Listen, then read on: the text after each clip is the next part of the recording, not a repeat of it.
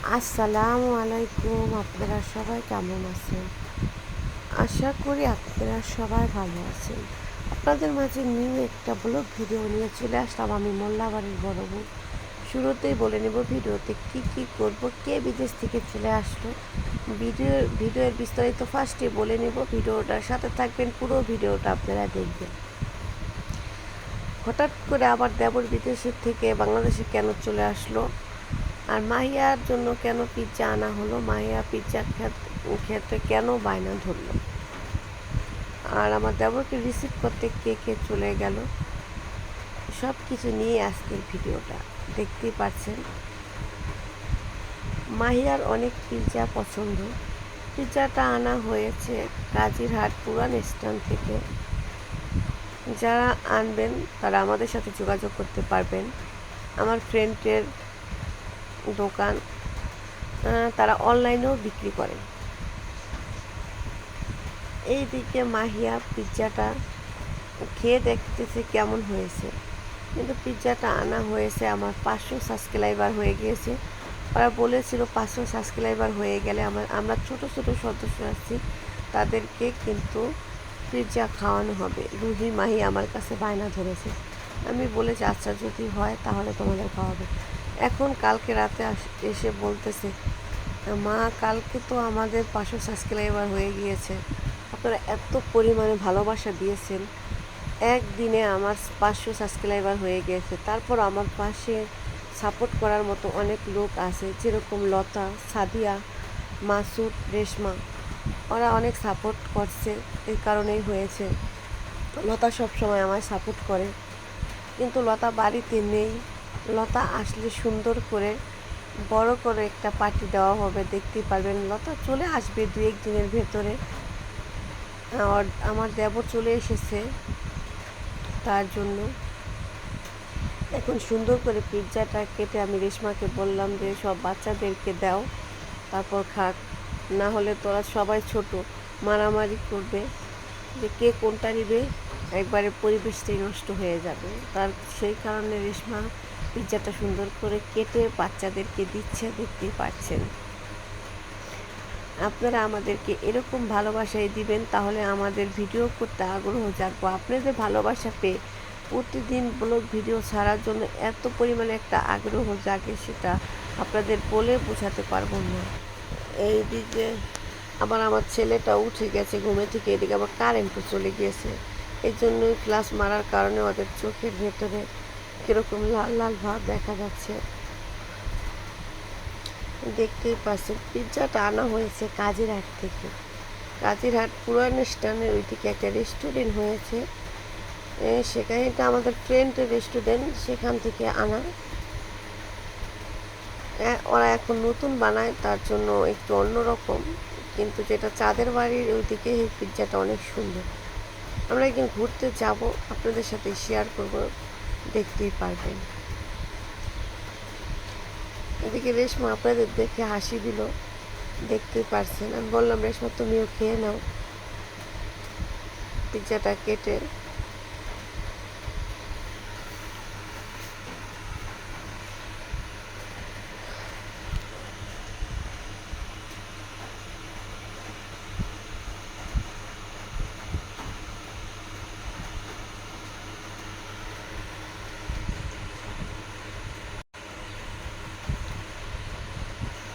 এইদিকে পিৎজা খাওয়ার পরে মাহিয়ার বাবা আবার বাড়িতে চলে আসবে, আসার পর আবার চলে যাবে আমার দেবরকে আনার জন্য। আমার দেবর আসবে রাত 12টা বাজে, নামবে, আর আস্তে আস্তে মনে হয় 5টা বেজে যাবে। কিন্তু এরকমভাবে বৃষ্টি শুরু হয়েছে, একটু বৃষ্টি থামছে না। কিভাবে আসবে, কি করবে, একটু কষ্টই হবে।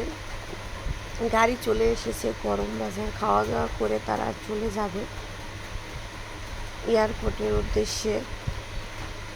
এদিকে সবাই পিৎজা খাচ্ছে মজা করে, দেখতেই পাচ্ছেন। আমি তো ভিডিও নিয়ে ব্যস্ত, তাই আমি খেতে পারছি না। আমিও খাবো একটু পরে, আগে ওরা খেয়ে নেয়। যাদের পিৎজা পছন্দ চলে আসেন আমাদের বাড়িতে, এসে পিৎজাটা খেয়ে যান।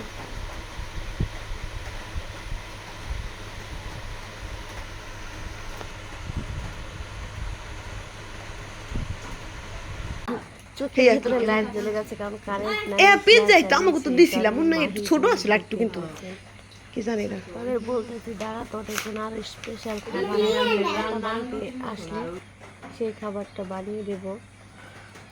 এটা হচ্ছে আমাদের একটা বিড়ালের বাচ্চা, ছোট, আমরা এটা পালি, দেখতেই পাচ্ছ। খেয়ে ফেলেছে, বিড়ালের কথা মনেই ছিল না খাওয়ার ধান্দা। এখন খেয়ে নিচ্ছে, বিড়ালটা যা পাচ্ছে তাই। দেখতেই পাচ্ছেন, লতা বাড়িতে আসলে স্পেশাল করে যে একটা পার্টি দেওয়া হবে, দেখতেই পারবেন। এদিকে টাকা ছাড়া দুনিয়াতে কোনো মূল্য নাই। টাকাগুলো আমার দেবররা পাঠিয়েছে, দেখতেই পাচ্ছেন। মাহিয়ার আব্বু চলে যাবে হচ্ছে ঢাকা, এই জন্য সব টাকা আমার কাছে রেখে গিয়েছিল। এগুলো হচ্ছে আমাদের মুদি দোকান প্রতিদিন এই খুচরা টাকাগুলো রাখে। আমি আজকে সব ভাঁজ করে দেবো। টাকাগুলো ভাঁজ করার পরে আমার হাত এরকমভাবে চুলকাইছে, মানে টাকার ভেতরে কত ভেজাল, কোন এলাকার টাকা আল্লাহ জানার মাবুতে জানে। আমার হাত এত পরিমাণ চুলকা, আমি তারপর হাতটা ধুয়ে নিয়েছি সুন্দর করে। এই যে মাহির বাবা আর হচ্ছে রমজানটি সবাই চেন, আমার ইউটিউবে সব সময় রমজানটি দেখতে পারবেন। রমজান সবসময় আমাদের সাথে থাকে, যেখানে যাই রমজানকে আমরা নিয়ে যাই।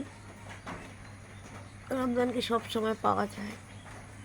রমজান চলে যাচ্ছে আমার দেবরকে আনার জন্য, আর আমার হাজবেন্ড চলে যাচ্ছে, কিন্তু আসছে সে রাত 4টা বেজে যায়। এত পরিমাণে বৃষ্টি। আমার হাজবেন্ড চলে যাচ্ছে লতার ঘরের দরজা খোলার জন্য। ওই ঘরে ওই দেবর থাকে, দেবরের ঘরে অনেকগুলো পেঁয়াজ রাখি করা আছে, এই জন্য দেবর থাকে না ওই ঘরে।